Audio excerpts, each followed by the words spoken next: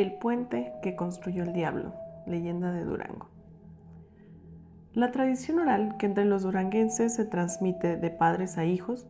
sostiene que el puente que existe en la población de Navacoyán, en Durango, fue construido por el diablo en una sola noche y es una de tantas veces que el diablo, siendo tan diablo, no terminó totalmente la obra y perdió el trato que había concretado con el albañil que lo había contratado. La historia es la siguiente. Navacoyán fue un pueblo indígena. Como asentamiento humano, su origen se remonta a la época prehispánica y posteriormente en la conquista y la colonia. Siguió siendo importante población agrícola.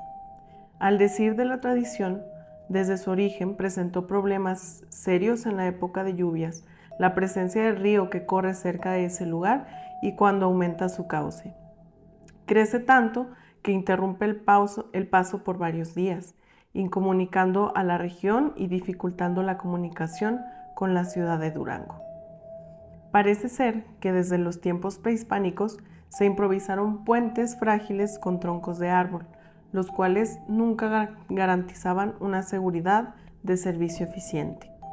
Posteriormente, en la época de la colonia, Navacoyán fue puerta de entrada a la capital de la Nueva Vizcaya, circunstancia que le dio importancia comercial, económica y geográfica como punto de enlace, lo cual ocasionó que las autoridades se preocuparan formalmente por la construcción del puente objeto de esta leyenda.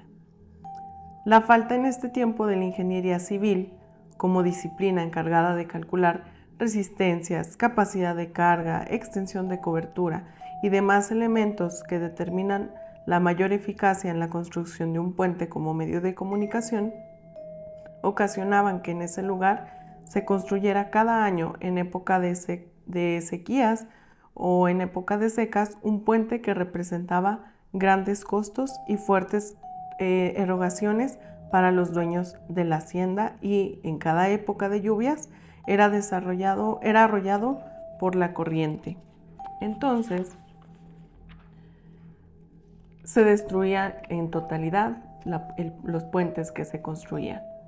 Ante la cada vez creciente necesidad de contar con un buen puente que resistiera los embates de las fuertes avenidas del río, se optó por buscar un maestro de obras experimentado y competente que pudiera hacerse cargo de la construcción del puente de referencia, contratando a los mejores maestros albañiles que se conocían en la región, los cuales algunos no lograron terminar la obra y otros que sí la realizaron fue destruida por la lluvia y la corriente. Para superar aquel problema que parecía imposible, se optó por contratar un experimentado constructor de puentes traído desde la ciudad de Zacatecas, quien tenía fama de haber realizado obras de tal naturaleza con mucho éxito. En virtud a que tantos constructores habían fallado en el cumplimiento del contrato y de la obra, el hacendado estableció con un nuevo maestro albañil condiciones muy concretas, como fueron el hecho de que tal puente debería terminarse para una fecha determinada, antes de que se iniciaran las lluvias, y si no se cumplía esa condición, el constructor perdía trabajo y dinero invertido en la obra, y el hacendado quedaba liberado de toda obligación para pagar el costo convenido por la construcción. Aceptadas entonces estas condiciones, se puso mano a la obra, contratando maestros, aprendices y oficiales de albañilería, así como acarrearon piedras y demás materiales que requerirían para aquella enorme construcción. Aunque aparentemente todo se había calculado con mucha precisión, hubo imprevistos que retrasaron el trabajo, y cuando el tiempo que se había establecido en el contrato estaba por vencerse, la obra llevaba un retraso de un 75% y resultaba materialmente imposible terminarla en el plazo que se había convenido. Para el hombre serio y honesto consigo mismo, la palabra debe ser norma invariable de su cumplimiento en sus compromisos, por lo cual lo que se trata de palabra debe ser un valor humano de primera orden. Así lo consideró el maestro constructor de este puente, quien al mirar que el tiempo transcurría y resultaba humanamente imposible dar cumplimiento a su compromiso contraído, se preocupó tanto que se pasaba los días y las noches sin comer y sin dormir, pensando que la fatalidad lo había venido y no terminaría el puente en la fecha que había sido convenida. Circunstancia que lo hacía perder mucho dinero y trabajo invertido, y lo que le parecía más grave, perdía su honor al faltar al cumplimiento de su palabra empeñada. Cuando el ser humano se encuentra abrumado por la impotencia y cercado por la adversidad, recurre a lo sobrenatural, pidiendo la realización de un milagro o bien a la concurrencia de fuerzas mágicas que sean capaces de hacer lo que el hombre está imposibilitado para realizar. Esos momentos de impotencia e irrealidad dan origen a los sueños, la fantasía y la imaginación creadora, que genera a la fe, a la creación extraordinaria y a las grandes ideas que mueven al mundo y han dado origen a las grandes empresas.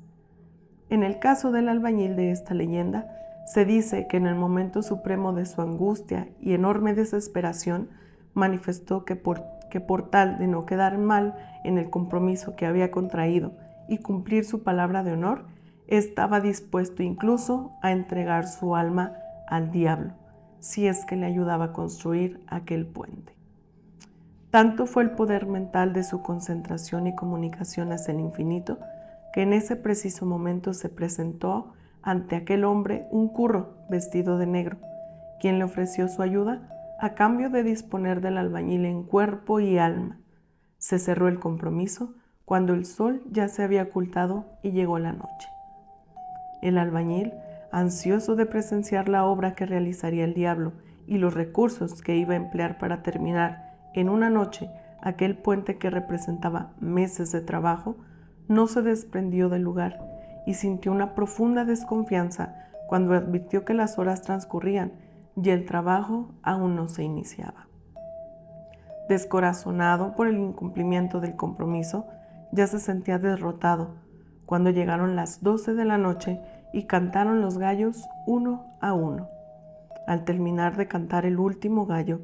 miles de hombres aparecieron como por arte de magia, y dentro de una terrible tormenta que se desató en ese momento, todos trabajaban febrilmente en la construcción del puente.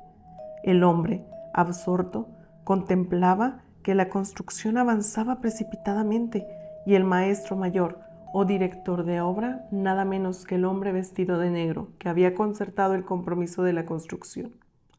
La obra prácticamente se había terminado, solamente faltaba de poner la última piedra en un alero del puente. Cuando cantó el primer gallo de la madrugada, canto mágico que hizo cesar aquel enorme movimiento y dar por terminado el trabajo. Para asombro de los lugareños y hacendado quien había mandado construir el puente, la construcción que un día antes apenas tenía los cimientos, a la mañana siguiente estaba terminada en su totalidad, faltándole solamente una piedra que no representaba peligro y no hacía falta. Para entregar la obra completamente terminada, el albañil colocó la piedra faltante, la pegó con mezcla y se fue a llamar al hacendado para entregarle la obra completamente terminada.